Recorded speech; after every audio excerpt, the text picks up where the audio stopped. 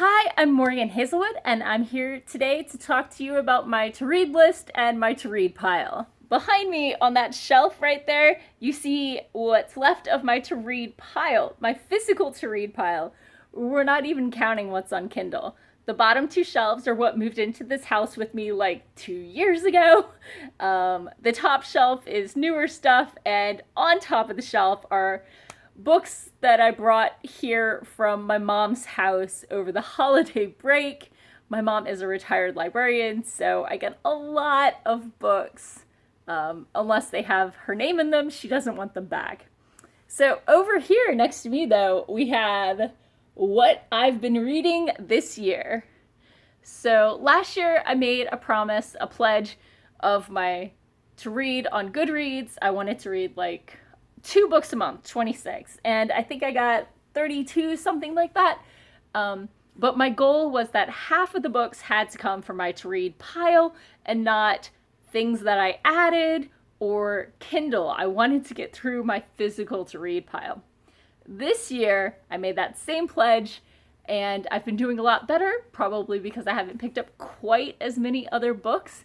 Not saying I haven't picked up at least 4 books on Kindle, but you know, if I've already been reading the series and a new book comes out or I'm missing one, it doesn't break the promise if I pick up a book. You can't skip one in a series, everybody knows that.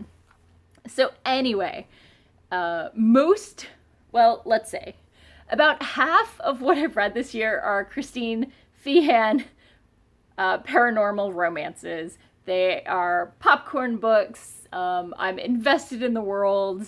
I'm following 3 different series. I mean, she's got her Carpathian vampire series. She's got her psychic sisters, and then their friends on the California coast who are escaping traffickers and stuff like that. She has a series of psychic enhanced girls and the super soldiers that those enhancements were used on later that are biologically paired through pheromones. It's a lot of silliness. They're enjoyable. There's another series with the brothers that can travel through shadow. Anyway, there's a lot of, paranormal romances. But let's get into the other books that I've read this year. So first up, started in December and I finished up in January, was Christmas Lights 8, compiled by Amy Huntley. It is an anthology of a lot of different writers. So thematically, they're all obviously holiday themed. Some of them are better than others, but they were all thoroughly edited and read very well, and I enjoyed it. Next up this year, I decided to go in a completely different direction and read some hard sci-fi. I read The Quantum Thief by Hannu Rajaniemi. So it was about a guy who's trapped in a prison in space, and he's broken free and is obligated to do something for someone or something that is kind of godlike. So a lot of this requires figuring out who has what, where the object is, and remembering things in his past that he's forgotten. And some of that is forgotten on purpose. So highly recommend The Quantum Thief. So next up, I read The Button Girl by Sally Opokdak. This is a fantasy story. It involves some low-level magic where certain people are good at certain things based on tribe and area that they come from.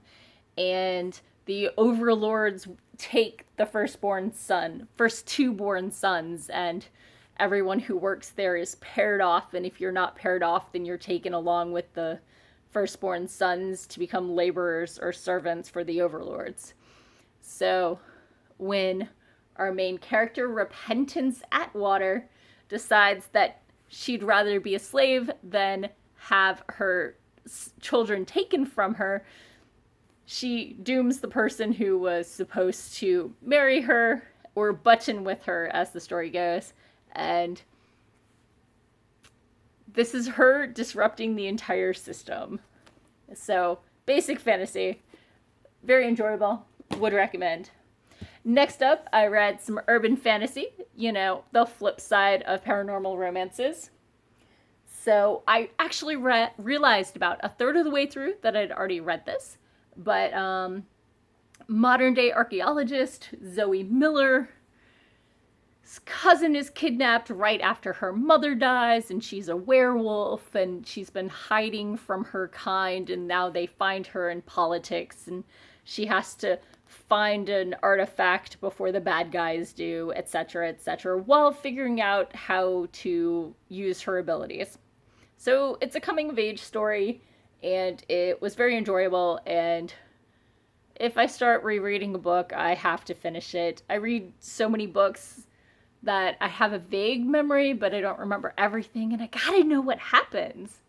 So, 7 Kinds of Hell, second read, clearly I would recommend.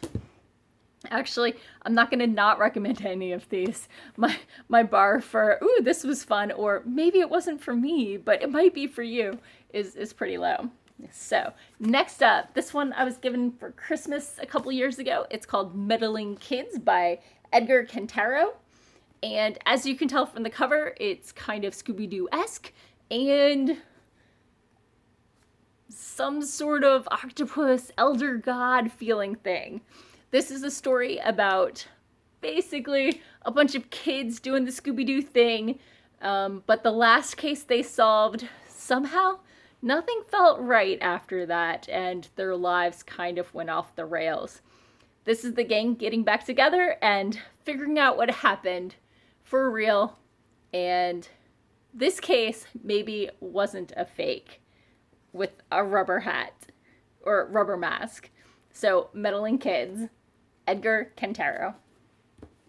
So, the next book I read was a little fluffier than that one. I read Chicken Boy by Frances O'Rourke Dowell. This is about about Tobin Macaulay, whose siblings are all juvenile delinquents, and he's in like 4th grade. And his dad loves him but works a lot, and he's pretty neglected, and his grandma tries to take care of him.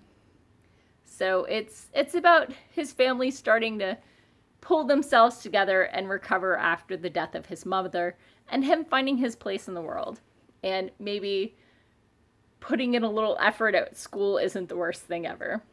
A friend of his talks him into raising chickens, and that's where you get the name. So, next up, another urban fantasy. This one was huge. They're usually little paperbacky things, but this is what, like 700 pages? 668, plus like the preview of the next book. So, it was a little intense to get into. I started reading this about when I twisted my ankle, if you've been following that saga. It's called Lady Midnight by Cassandra Clare. It's the first of the Dark Artifices. And it's a Shadowhunters novel. It's a story about a girl seeking revenge for her parents' murder. She is basically a magician, and they have a cold peace with the Fae in urban, modern West Coast somewhere. What, California again? Something. Her parents were killed right when the last evil wizard war was being struck down, and everybody blamed the evil wizard on her parents' deaths, and then other people start turning up dead just like her parents did. So it's about family, it's about revenge, and it's about who to trust. Next up, I am a recovering webcomic addict. I have cut back from my heyday of 126 webcomics a week to about 30. It's much easier to maintain, especially since several of those are once a week or what have you. But a few years ago, a friend gifted me Drive, the sci-fi comic by Dave Kellett. It's about a family that runs the empire because back a couple hundred years ago, a spaceship crash landed and he figured out how to get the engine to run and kept it in the family. And so the family are the only ones allowed to know how the engine works, and they will kill anyone who tries to learn the secret. There's alien races. It's pretty lighthearted, but there's a lot of history and world building pages in there. Highly recommend. Lots of fun. And the book I just wrapped up today is The Necromancer's House by Christopher Buhlman. This is a modern, so urban fantasy kind of book about a guy who can... Let me try and decide how much to share. So, he has magic powers. His involved talking with the dead, not bringing them back from the dead.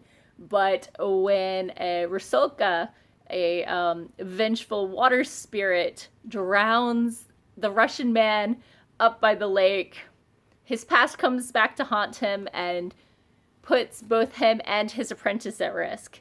He and his apprentice are both recovering alcoholics, and so they're fighting with that the whole time. They're trying to stay safe from those seeking revenge. It's a good book, clearly. I mean, lots of praise for the author. But for me, there were a couple passages where it's seemed like there was the literary technique of, let me describe their shopping list, and that way you can tell what sort of person they are, as like a literary device that really kind of pulled me out of the story, probably because I care more about what's happening and maybe some description than judging somebody by the contents of their grocery cart. But other than that, great story, excellent paced, you know, you're kept guessing till the end. So yeah, would recommend. Hope you enjoy. So those are the books I've read so far. Those are the books awaiting me. Wish me luck, and thanks for tuning in. Bye-bye.